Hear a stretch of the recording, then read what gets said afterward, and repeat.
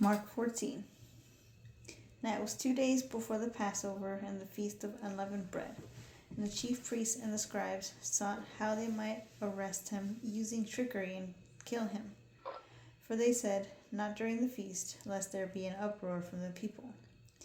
While he was in Bethany, in the house of Simon the leper, as he sat at the table, there came a woman with an alabaster vial of ointment of pure nard, very expensive.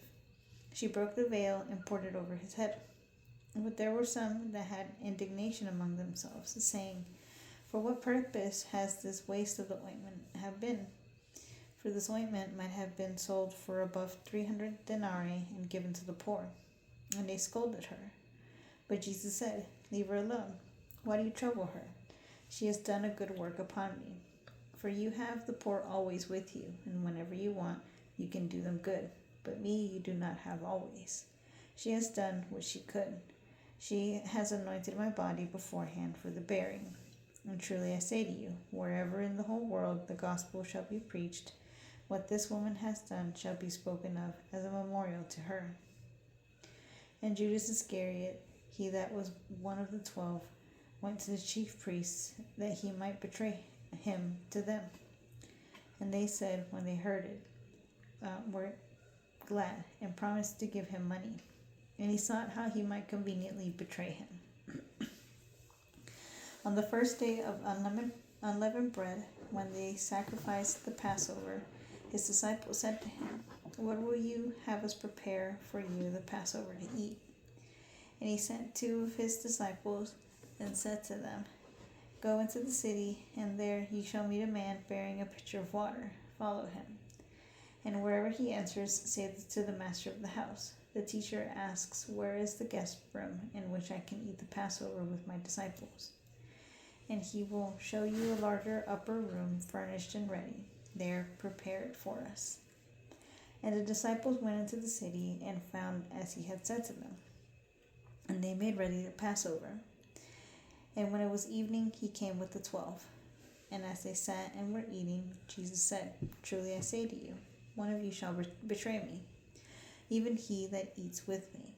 They began to be sorrowful, and to say to him one by one, "Is it I?" And he said to them, "It is one of the 12, he that dipped in the dish at the same time with me. For the Son of Man goes, even as it is written of him. But woe to that man through whom the Son of Man is betrayed. It would be better for that man if he had not been born." And as they were eating, he took bread, and when he had blessed it, he broke it and gave it to them, and said, "Take, eat, this is my body."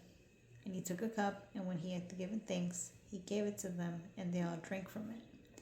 And he said to them, "This is my blood of the new covenant, which is poured out for many. Truly I say to you, I shall no more drink of the fruit of the vine until the day when I drink it anew in the kingdom of God." And when they had sung a hymn, they went out to the Mount of Olives. And Jesus said to them, "All of you shall fall away, for it is written, I will smite the shepherd, and the sheep shall be scattered abroad. However, after I am raised up, I will go ahead of you into Galilee." But Peter said to him, "Although all shall fade away, I will not." And Jesus said, "Truly I say to you, yes to you today, that this night, before the cock crows twice, you shall deny me 3 times. But Peter said emphatically, "Even if I must die with you, I will not deny you." And they all said the same. And they came to a place which was named Gethsemane. And he said to his disciples, "Sit here while I pray." And he took with him Peter and James and John, and began to be greatly distressed and troubled. And he said to them, "My soul is exceeding sorrowful, even to death. Stay here and watch." And he went forward a little, and fell on the ground, and prayed that, if it were possible, the hour might pass away from him. And he said, "Abba, Father, all things are possible for you. Remove this cup from me. However, not as I will, but what you will." And he returned and found them sleeping, and said to Peter, "Simon, why do you sleep? Could you not watch 1 hour? Watch and pray so that you do not fall into temptation. The spirit indeed is willing, but the flesh is weak."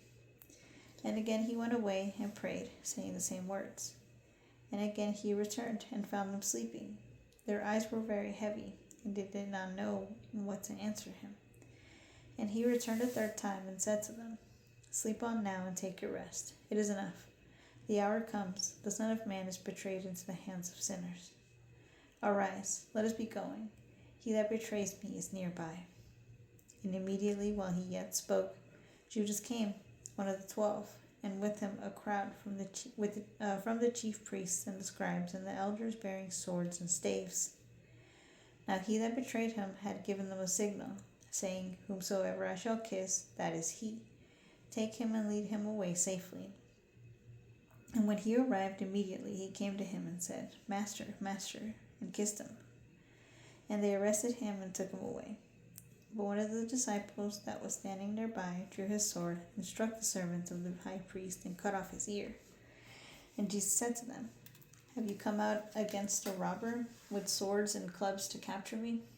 I was daily with you in the temple, teaching you, and you did not arrest me. But this is done that the scriptures might be fulfilled. And all the disciples left him and fled. And a young man followed him with nothing but a linen cloth about his body, and they seized him. But he left the linen cloth and fled naked. And they led Jesus away to the high priest, and there came together all the chief priests and the elders and the scribes. And Peter had followed him at a distance, right into the courtyard of the high priest. And he was sitting with the guards and warming himself at the fire. Now when the chief priests and the whole council sought evidence against Jesus to put him to death, and did not find it. For many bore false witness against him, but their testimony did not agree.